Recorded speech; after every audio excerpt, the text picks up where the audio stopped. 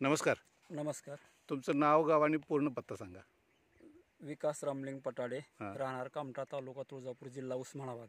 बरं. आपणचं केरनचं जे मार्गदर्शन या तुमच्या द्राक्ष पिकासाठी घेतलेलं आहे, हो बरोबर आहे? हो. तर तुम्ही किती वर्षापासून केरनचं मार्गदर्शन घेताय?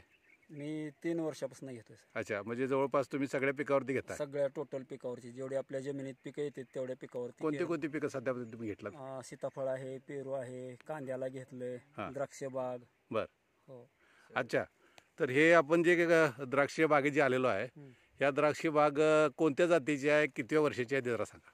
सर, पहिल्या वर्षीचाच माल आहे. SSN जातीची व्हरायटी आहे. बरं बरं.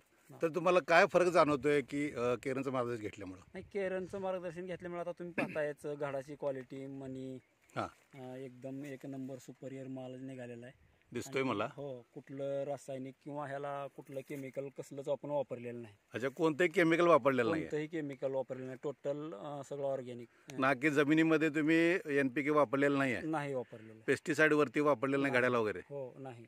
बरं, त्यांनी फक्त केरनचं मार्गदर्शनच फक्त घेतलेलं आहे केरनचं मार्गदर्शन. आणि शेणखत वगैरे इतर गोष्टी केलेल्या आहेत? शेणखत घातलेलं आहे. अच्छा, त्या गोष्टी केल्यात. सेंद्रिय कर्ब वगैरे साठी त्यासाठी ते घातलेलं आहे, बरोबर आहे? हो.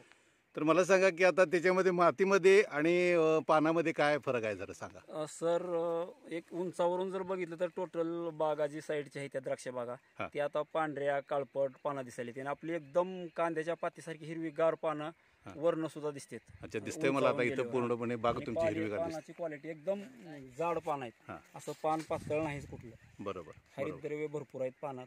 अच्छा, त्याच्यामुळं मालाची बी शायनिंग चांगली आहे. बरोबर बरोबर. तर सर, तुम्ही आता ह्याच्या अगोदर पण केळीचं जे काय तुम्ही पीक केलं होतं, बऱ्याच परदेशातून सुद्धा तुमचा अभिनंदनाचा वर्षाव तुमच्यावरती झालेला आहे. 2019-20 साली ज्यावेळेला कोविडचं आपल्याला कोविड संकट आलं होतं, त्या काळात तुम्ही 2 एकर केळी दान केली होती, बरोबर आहे का? तर त्या गोष्टीचा फायदा तुम्ही आतापर्यंत लोकांच्यापर्यंत पोहोचवलेला आहे की केरनचं मार्गदर्शन घेतल्यामुळे आपल्याला फायदा चांगला होतोय,